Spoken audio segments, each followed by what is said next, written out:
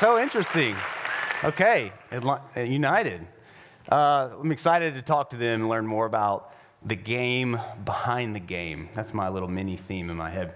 Before we do that, though, we're going to have fun and do something. We like to play games, and this theme is game, so we have to play a game, and we're in this amazing studio. So I need a volunteer, but I'm looking for a special volunteer who has a birthday. Does anybody have a birthday? Is your birthday today? Oh, yesterday. Price is Right rules, man. Sorry. Out. Any birthdays today? Right here today? Yes, come on up. Okay. I need my lovely assistants in the back to bring the buckets, because I just remembered we don't have the buckets. So, all right, hey, come on up here. Go all the way over there. All right, so we're going to play one of the most high-tech games ever that totally revolutionized the world. Now, this game has set the standard for all games beyond it. It was a little game called the Grand Prize Game. Anyone remember this? Yes, you all just dated yourself, but that's okay. Yeah, Bozo the Clown, you remember that? He just died? Yeah, about 2 months ago. This is officially in honor of Bozo the Clown. We'll do a moment of silence for him in a little bit. Okay, so here's what I would like you to do. Are you a United or a Falcons fan? A United. United fan, okay. I want you to pick out a Falcons fan. If you're a Falcons fan, raise your hand. Okay, you choose someone out here. Okay, come on up, sir. What's your name? Tom. Tom. Okay, happy birthday, Tom. Thank you. Yeah, can everyone say happy birthday, Tom? Okay. Thank you. All right, Mike. Yes, sir. Hey, Mike. You're repping all the Falcons, man. No pressure. All right, here's what I want you guys to do. Come with me over here. All right. Here are the buckets. So here's the game. If no, wait, I have a. Here's Bozo. Rest in peace, Bozo. This is for you, man. So the game is very simple. I want you to don't go across that white line right there. All right. The crooked white line. Yep, it's very official. I put that there this morning. That's perfect.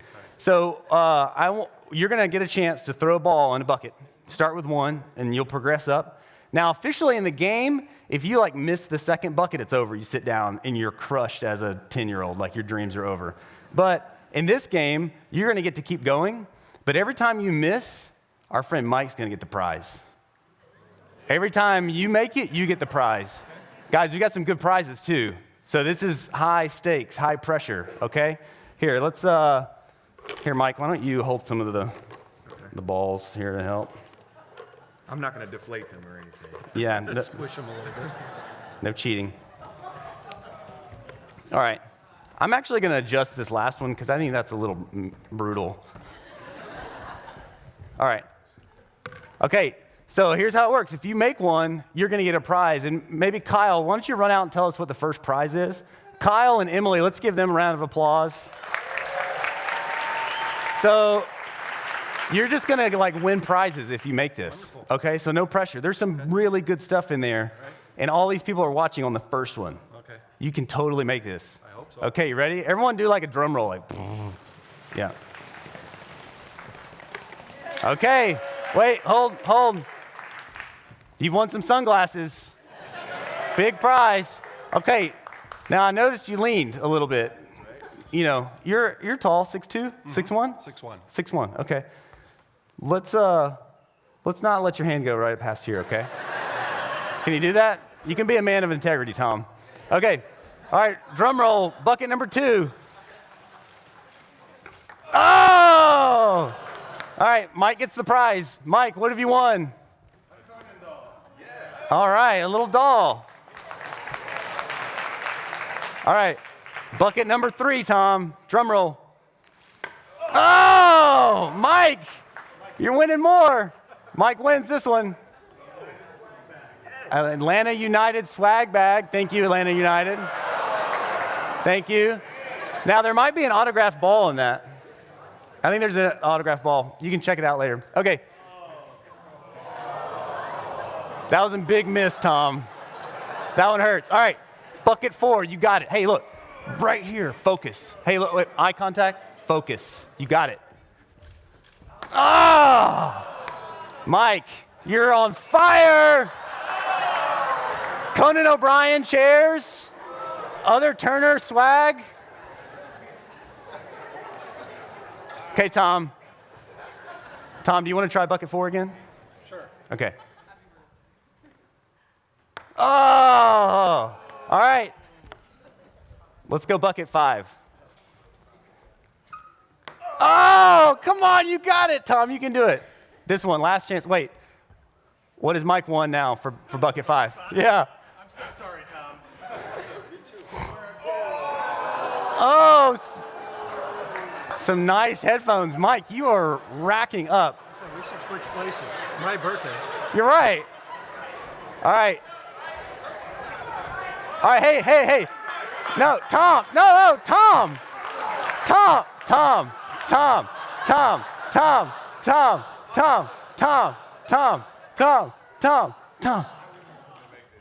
Oh! Yeah! All right, Tom, you nailed it. You won an Apple TV. All right. Way to go, guys. You did it. All right, let's give them a round of applause.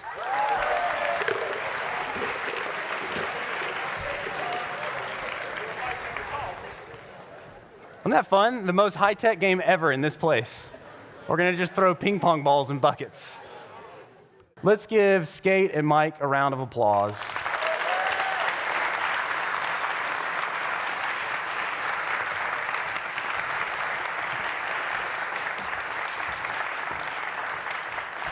Hey, guys. How's it going? Welcome. I feel like we missed out on the buckets.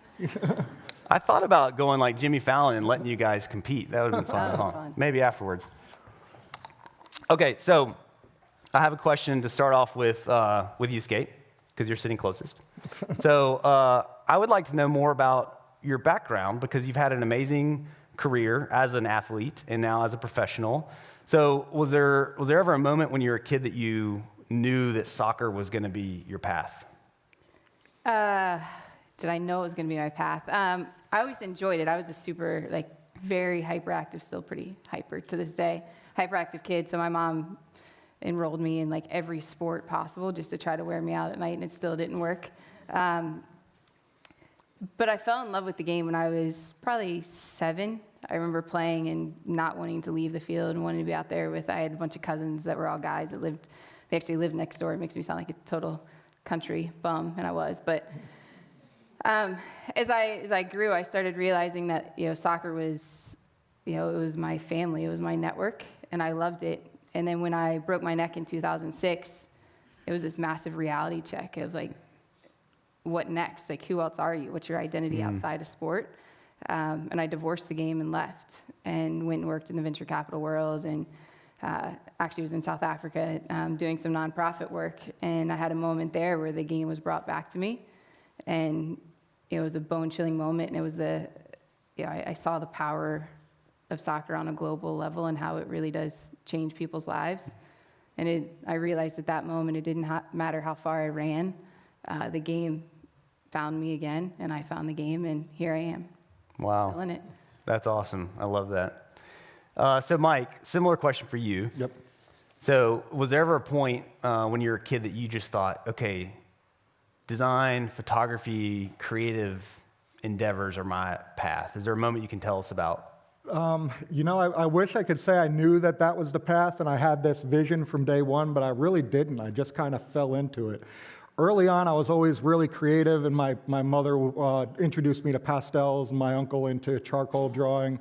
So I was always into creating and drawing, and then I got into short story writing when I was in middle school, and then I got into music and played in a band and was recording and writing music, and then I went to school, and I realized they had this design program, and it kind of married. When I was with the band, I was doing the flyers and logo work and stuff like that. So I kind of found a little niche there and fell in love with it. And it didn't click that I could get into sports with design until I actually ended up in sports.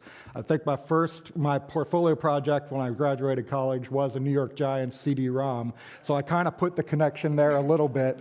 But I still didn't know that there was a path that I could carve out a niche to design in sports until I got a call from one of the guys I went to school with at Full Sail, and he was working for an agency in Chicago that was doing pro sports web design, and they were about to bring on the Giants as one of their clients. So he reached out to me, and I ended up getting that job, and that was kind of how I connected sports and design. It was never on the radar, and I fell into it, and I've been there ever since, and I wouldn't change a thing.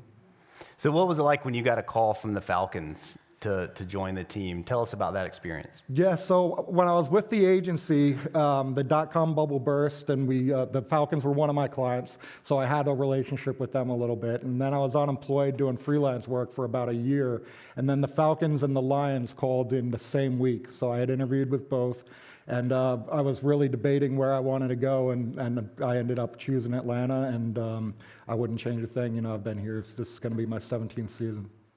Wow. Okay, Skate, so back to you and your story. You've had a lot of resilience and perseverance and overcoming that injury. I'm interested to know, what did you apply from the skill of the game, like what you learned in performing as an athlete, to your professional career? Oh, man. That's a good one. I think I've always grown up in a team environment. So everything I do, it's my team at work. Everything is team-oriented, and knowing and understanding what your role is and doing it to the best of your ability, and then having the trust in my teammates still, to do their job and to do it really well, and then everything kind of comes together. But there's also a confidence aspect, too, of knowing who you are, what you stand for. It's the same thing, sport transcends into your professional life.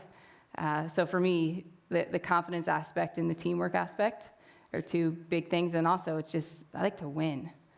I'm not fun to be around if I lose. So the competitive aspect of it. And so wanting to be the best, striving to be the best from, the team aspect. And it's been really fun, for just, Atlanta as a whole, with watching the game grow here and, smashing records. So that's, I think, for all of us, the competitive spirit, the team that we have. So that's great. Well, let's talk a little bit more about that, because I'm fascinated with, how did you guys do it? What was the game behind the game to get the Atlanta United franchise launched? It didn't exist. There was nothing.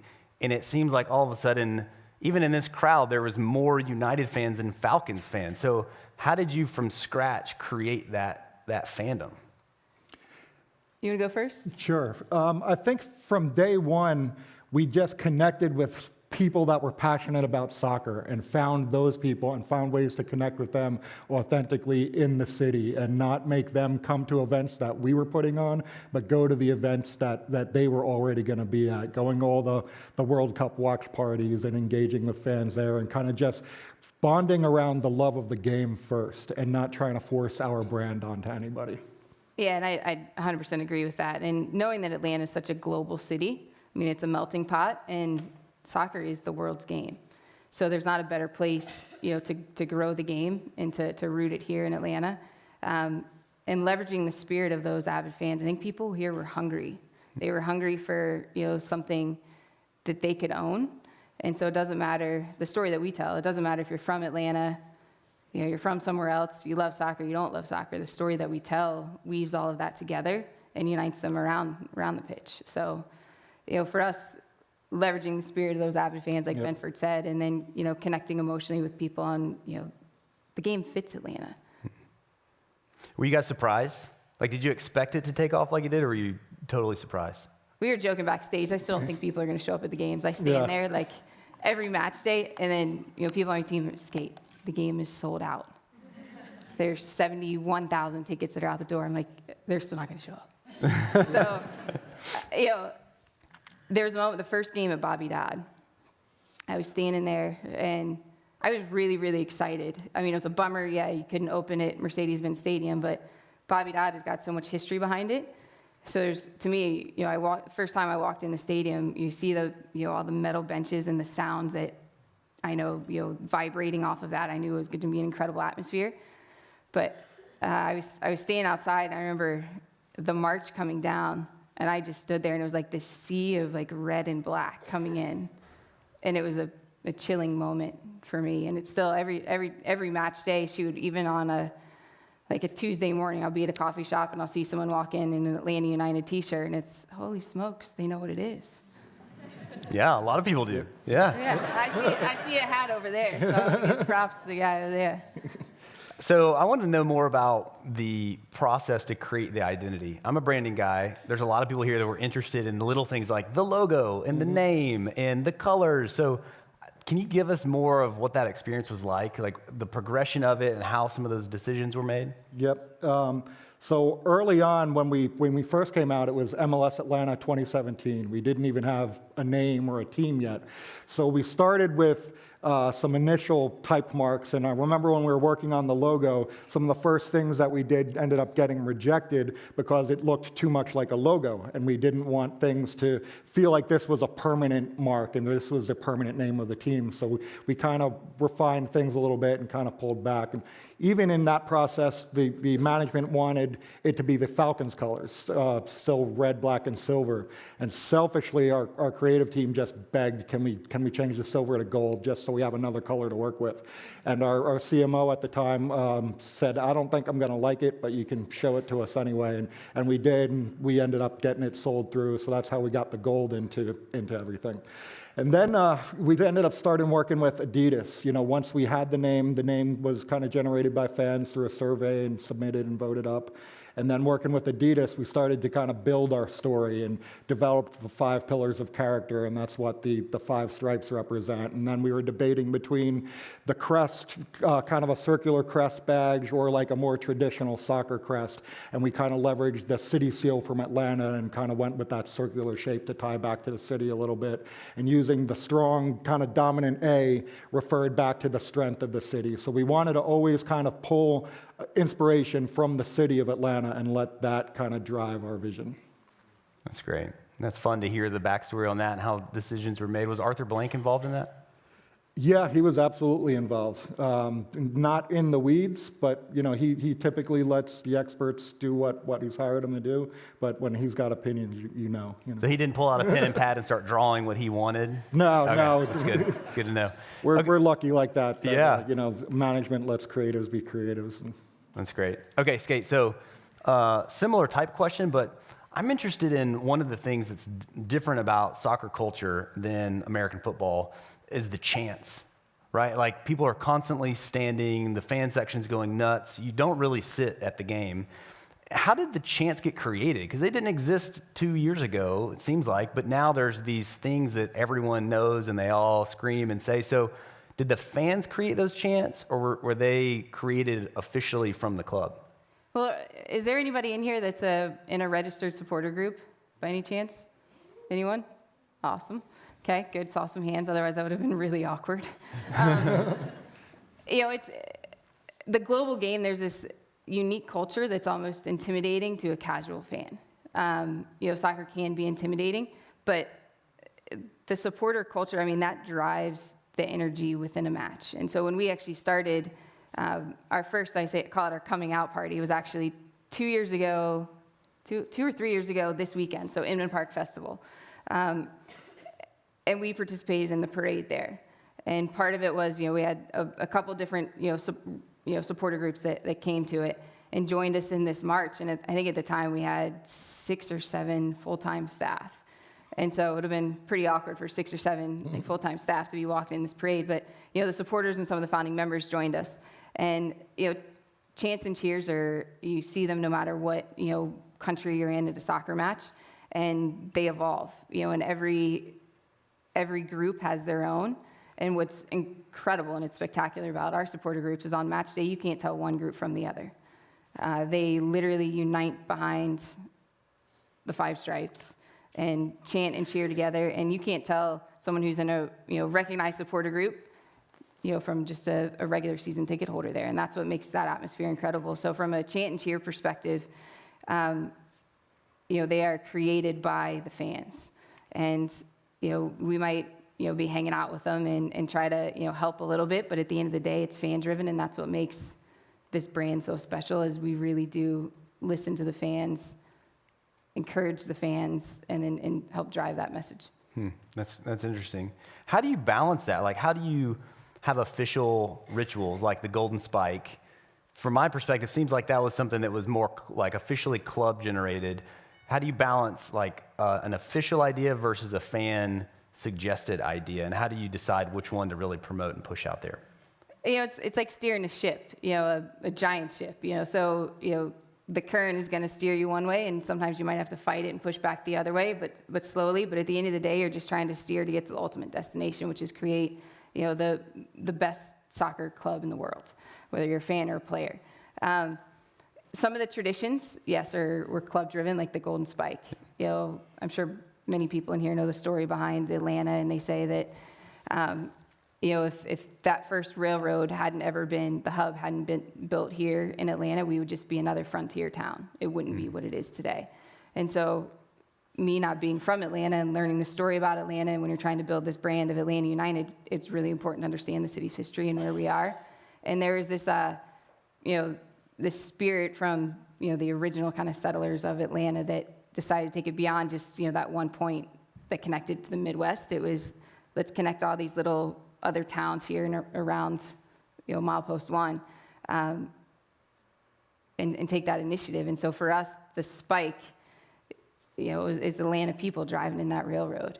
We don't have, it's kind of hard to make like Thomas the Train, like some strong, sexy symbol. It could be real challenging. So, the spike, there's something there about, it's blood, sweat, and tears. And the ritual of everyone signing it before the match, to be honest, the club wouldn't be what it is without the fans. So having them be able to put their stamp on it every single match, to me, there's a lot of chilling moments I've had over the last few years. But, having them show up, the players are signing it, Tata signing it, fans sign it, Darren signs it, Arthur signs it, and then when it gets hammered in, pre-match, to me, it's a really significant moment. And then at the end of the game, when the fans are actually the ones that can vote on who the player of the match is, when he comes up, and so you start the game with the fans, you end the game with the fans. It brings it full circle. I love it. That's great. All right, Mike, question about the Falcons. Yep. So you oversee the creative services for the Falcons, for the United, for the Bens. What's it like crossing over? Tell us what the unique differences are for each group and how you think about it as you oversee it and creative direct it. Let's hear this one. I always say that I've got the best of both worlds where we're at, because working in-house, you live and breathe the brands and understand them beyond what any agency possibly can. But you also, Mike, being that we're working on multiple brands, you've got the variety of being able to stay fresh. You just happen to have 3 of the coolest clients, in the world in your little agency. So it's fun kind of being in both places, kind of that in-house, but still a little bit of the agency vibe. And there's this kind of push and pull on all of the brands a little bit, where you're always everything you do, you're trying to do the next thing a little bit better. And whether it's across brands or within a singular brand. So it's almost like you're playing chess with yourself all the time, trying to beat yourself and one-up yourself with everything that you do. So it's super rewarding and challenging, kind of being able to jump around a little bit and kind of keep things fresh and try things that maybe the NFL wouldn't necessarily let you do. Where you're able to get those ideas out on United side, and then when you see success with it on the United side, the Falcon side might say, "Oh, we need to do a little bit more of that." So there's that kind of constant push and pull where they kind of sharpen each other quite often.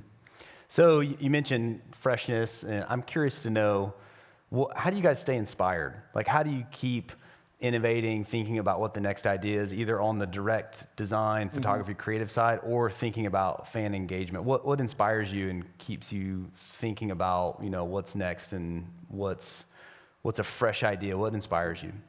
I try to completely disconnect, and I'll go through phases where I unfollow everything and anything that's sports related in all of my social channels, and I'll like in the end of next month, I'm going to China for 2 weeks for a photography trip, and I promise you I won't shoot any football, soccer, or be visiting any stadiums while I'm out there. So I try and immerse myself in other areas that are completely different than what I'm doing in my day-to-day, and find inspiration there and figure out how we can take ideas and things that stand out in other cultures and put a twist on it and bring it back into the world of sports. Yeah, I'd say for me, it's having that competitive mentality, but then also having, being a risk taker. I think I'm going to win our bet. We had a bet backstage, pardon my vocabulary I'm about to use, but trying shit. Like that's what our mentality is. And if you're afraid to do that, how can you ever succeed? So I think, for me, that's what I do is challenge myself each and every day. How can we get, and I have a rule internally, and it's hard to measure percentages, like with, I just say you got to do everything 7% better every single time you do it. And so for us, taking an idea that we've seen be successful somewhere else and then making it our own? Is it trying something totally new? But as long as we're moving the needle 7% in every single thing that we do, we're going to continue to grow and evolve. So with that mindset, you're bound to make mistakes somewhere, right? We fall on our face all the time. So I would love to hear what have been some of those big failures. So we had a big blunder on the Falcons side a couple years ago when I think it was 2014, we went to London and we were doing some infographics that kind of showed our path where we flew from Atlanta to Baltimore and then from Baltimore over to London. And during the course of resizing some of those graphics, one of the layers didn't get grouped and didn't resize. So we posted a graphic that said London, but it showed that we were going to Spain. And yeah, and it was only up for about 10 minutes before we caught it and pulled it down, but it went viral. It was on CNN, it was national news.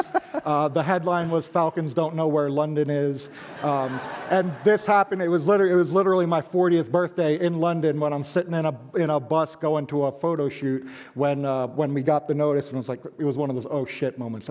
Wait, maybe you I won tied. the bet, though.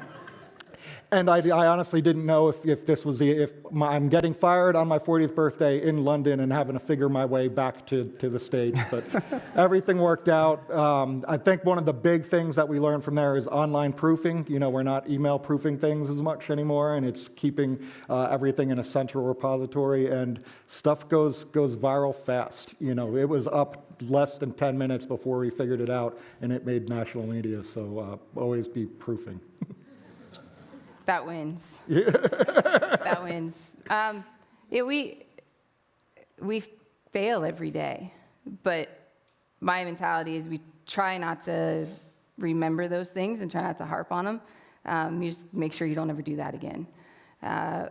There's early on, and going back to the Golden Spike in traditions, there was a game at Bobby Dodd Stadium, and it's crazy to call it a tradition, and you've only been around, really, this is the second season, but it has caught on, and it's a special moment. But you mess those up early, and you really look like Muppets. And there was a game where Dale Murphy from the Braves was supposed to hit the spike. And I remember they were like, introducing Dale Murphy. There's no Dale Murphy. Like, where is Dale? Guys, and I had seen him earlier, so I know he's in the building. One reason or another, he was not down there where he was supposed to be. So we introduced Dale Murphy, and he is not there. And I can't, honestly, I think I blacked out. Like, I don't remember who hit the spike. I just remember thinking, oh, Lord. And it was a similar moment to you. And I think it was like our third or fourth home game. We look like a bunch of Muppets. Somehow we pulled it off, and I honestly don't remember what we did. If someone even hit the spike, I have no idea. But it's one of those things where, you fail, you learn from it, and you move on. I think, too, with the United side, we had the national anthem issue at Bobby Dodd one time. Oh, yeah, that was an amazing one. And that was an experience that went viral for a good reason, because the supporters and the fans kind of took everything over when the audio system wasn't working. Was anyone at that match? Oh, wonderful. Wow. One shining moment right there. But that turned into a success. His mic went out. Shinhwa Hawk, I always say his name wrong, so I'm sorry. But he was out there, and he's got this magical voice. No sounds. No sounds. So there he is out there, like his first time he'd ever sang the anthem. I was so excited he was coming. No sound. And to this day, now, if you go to one of our matches, all the fans start singing the anthem, and it's pretty powerful. So that's an example of a failure turning into something that lasts, luckily it's not a failure every single time now, but, it turned into another powerful unifying moment. Wow, I love that. Okay, so one last question, then we're gonna let some folks out here ask questions. So, Mike, what do you hope in 10 years or so is true about the Falcons? I hope I've got 10 rings, you know? Hey, they got a good draft pick yesterday. Yeah. Well, speaking of that, maybe another question. What was it like? Because you're so invested in the performance of the teams, right? So I'd imagine wins or losses really weigh on you and your teams. What was the Super Bowl like? Like you made it to the ultimate. You're gonna put me on the spot with that? No, it was the most gratifying and most disappointing moment of my career, all in one day. And I remember sitting on the bus on the way back to the hotel after the game and just going through my cell phone and all the text messages. And you can just see the cadence of the game just in the text messages. Oh my God, you guys are winning the Super Bowl. You're finally getting a ring. The Lombardi Trophy's coming to Atlanta. Oh my God, what's happening? Oh, Atlanta always does this to us. What's going? And it just kind of transcended down. So it was really tough. And then we had this really huge, elaborate post-game party. So you go back to this post-game party that's got all these like Circus Soleil performers and this really cool stuff going on, but it's like you attended a funeral. People were just there because they had to be, trying to grab something to eat and get out. So it was tough to swallow, and that flight home was not easy. But I remember sitting on the flight, we had signed some United players, so we had no time to really sit and stew on the loss because we got back and had to jump right into United because United's season was just about to start, and there were some signings going on that we were working on the flight, literally back from the Super Bowl, working on kicking. Wow. So there's no time to even really mourn. There wasn't. Yeah. Yeah, we had to dive right into United. So That's why you watch helped. sport. I mean, that's Yeah. why we love sport. It's for the highs and for the lows. The highs make you, it's this euphoric feeling, and the lows just make you hungry to come back and watch again. But that's the relationship we have with sports, is the up and down. So it's part of it. Yeah. So what about for you and the United? What do you hope is true in 20 years for the club? That we're the best club in the world. Love it. That's great. Well, I'm so glad that these folks have joined us. We're going to do more questions, but Skate was in Portland earlier this week. Yes. Yeah, Portland, traveling. Mike was up all night with the draft, so I'm so thankful that they made time to be here. So let's give them a round of applause. Thank you.